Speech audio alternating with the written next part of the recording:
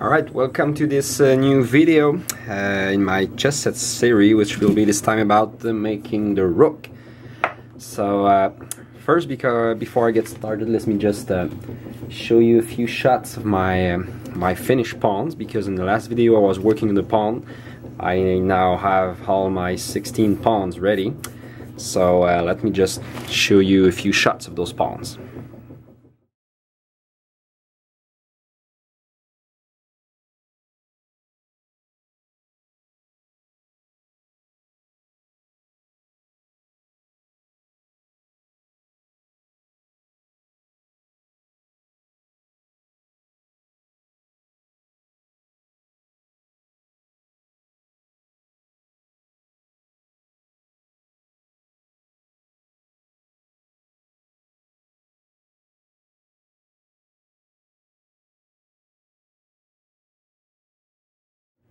Okay, so now as you just saw that the pawns are ready, I'm gonna be working on the rooks. I already made one. Here's the rook that I have right now.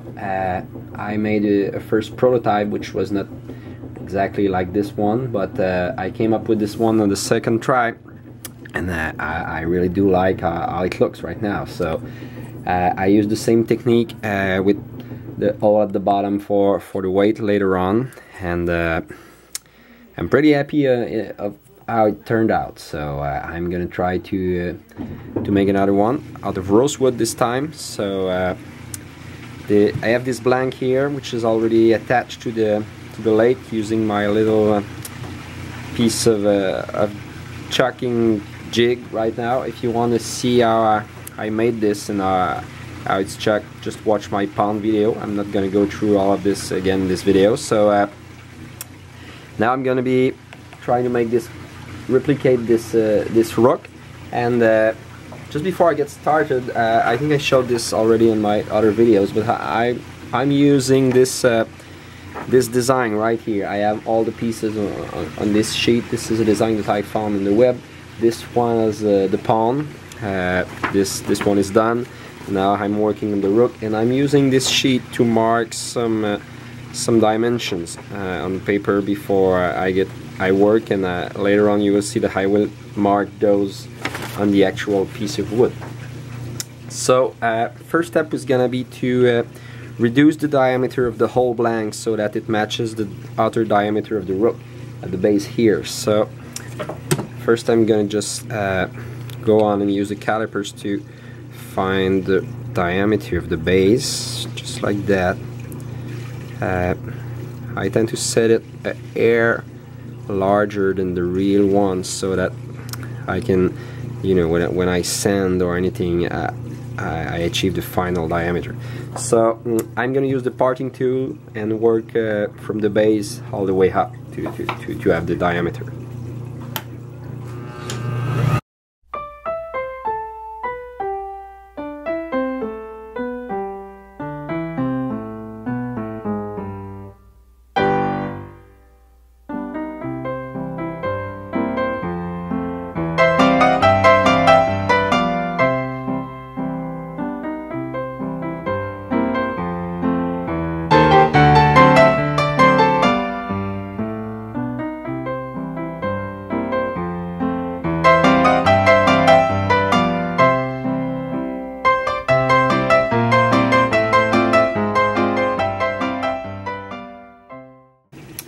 Alright, now that the blank is on the right diameter, I'm gonna use the ruler and a pen to do some marks on the blank, which will correspond to some important part of the design. So I'm gonna make the lathe turning.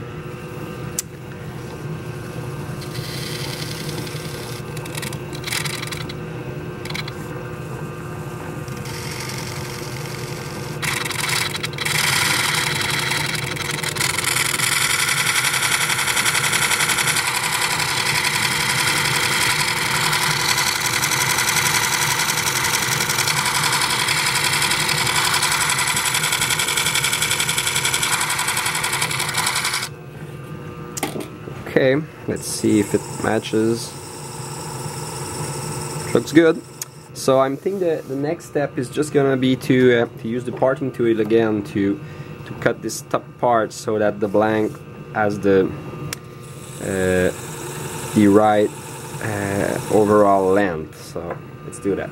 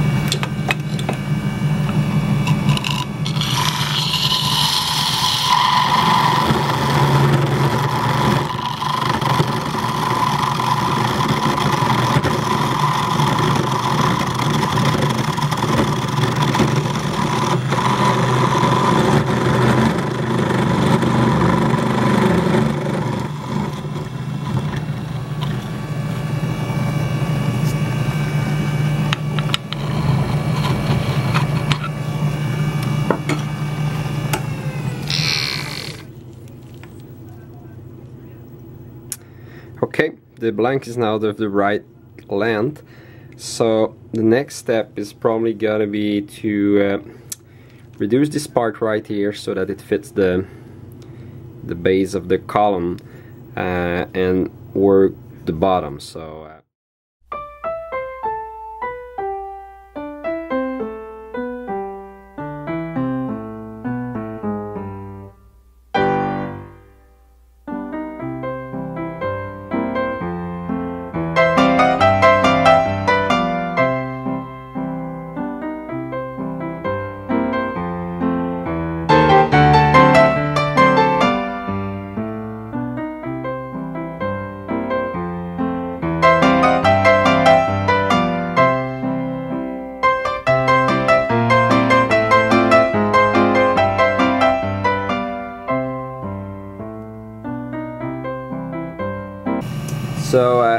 next step, I'm gonna reduce the column part to the right diameter, and gonna mark this diameter of the upper part here for now, and reduce the whole section. For this section,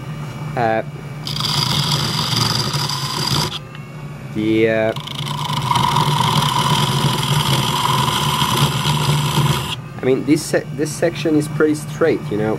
There's a little curve in it, but really not that much. So I'm gonna reduce it to the upper diameter, and I won't be working the curve with the tools. I'm gonna use sanding later to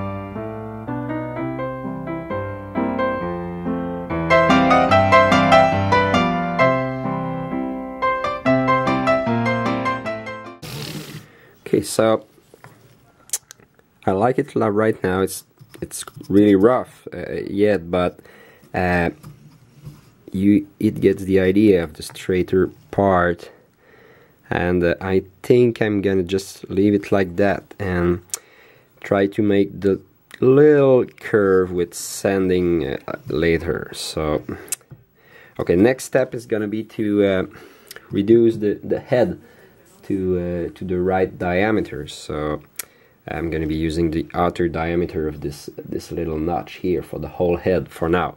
So I'm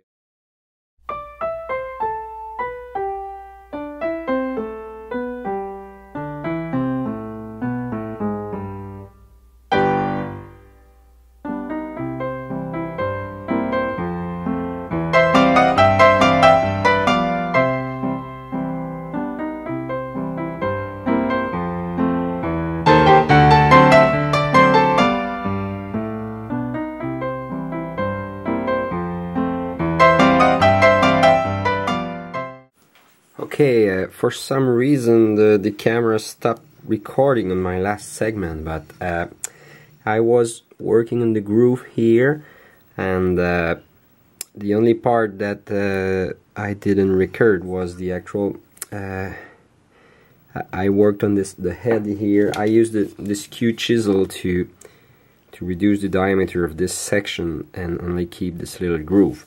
So I'm not gonna start from the beginning again. I'm just gonna continue even though I didn't get this little part. So the next step is gonna be about just drilling the hole at the top here.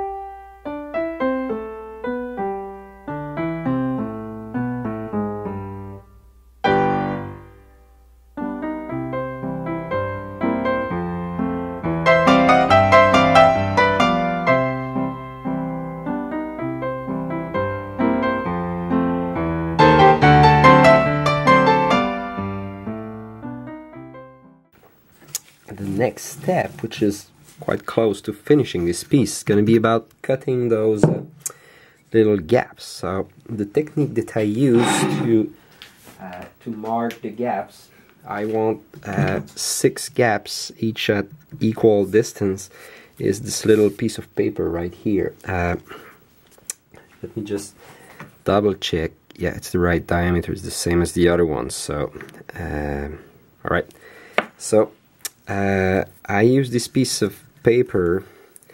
I just wrap around the head just like that, and as you can see right here, when I first did this piece of paper, I just cut a piece which was long enough to make the whole diameter, and I marked where it overlapped, and then I removed the piece of paper, laid it flat somewhere, and from this first mark here to the complete other side, I divided this length in 6 equal parts. So, and then I made some other marks.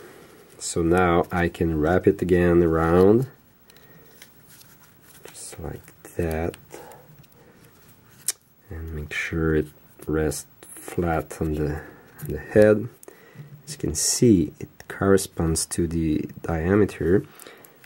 And then the next step is just to use to mark on the piece without moving it, just like that. I'm gonna rotate the piece by hand and mark each gap. I'm gonna have 6 in total, and using this technique, they're gonna be equally separated. So alright.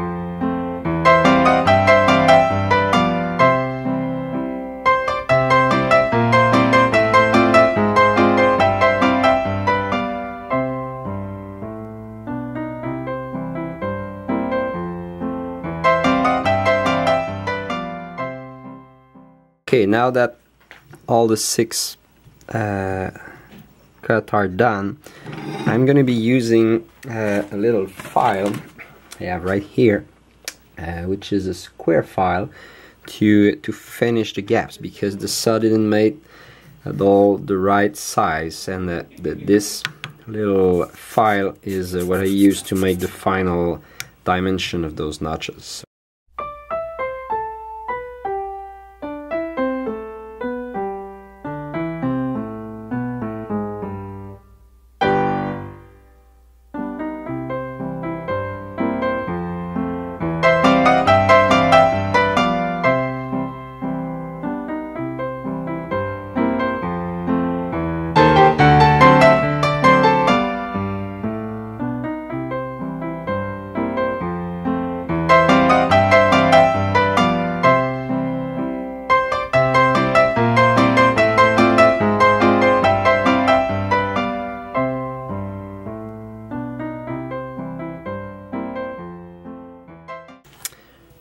Alright, so I'm quite happy with those notches right now.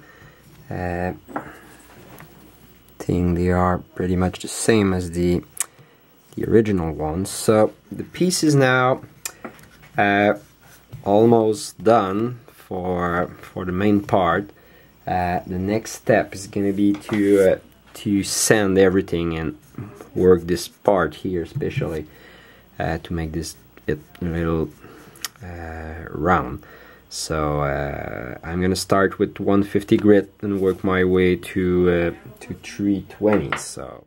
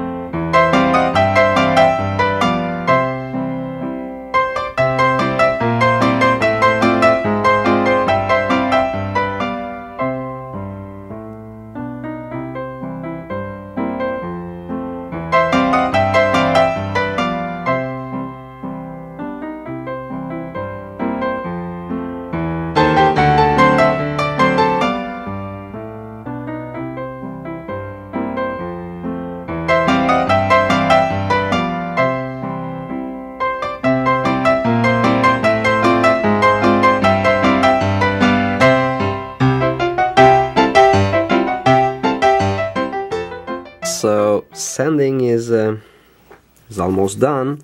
It's nice and smooth now. Let me compare it once again to the original one. It looks really good. I think this piece is it's gonna be good. So, alright. So next I'm gonna just clean up a little bit and make sure that everything is okay, and the final step will be to apply the finish on this piece. So let me just clean up and get back.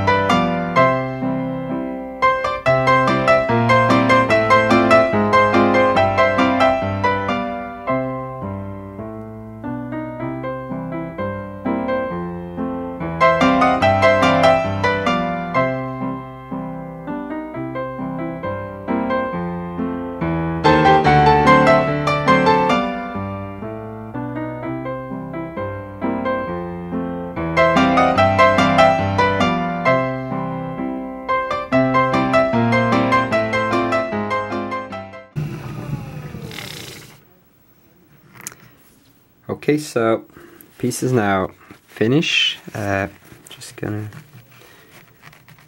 just remove some pieces of paper stuck in there. So just go on and remove the piece from the lathe and show it for final review. Show it to you side by side with the original one. It looks pretty much the same.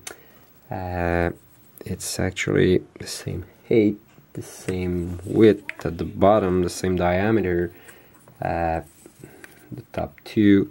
I'm pretty happy of how it turned out. So here it is once more.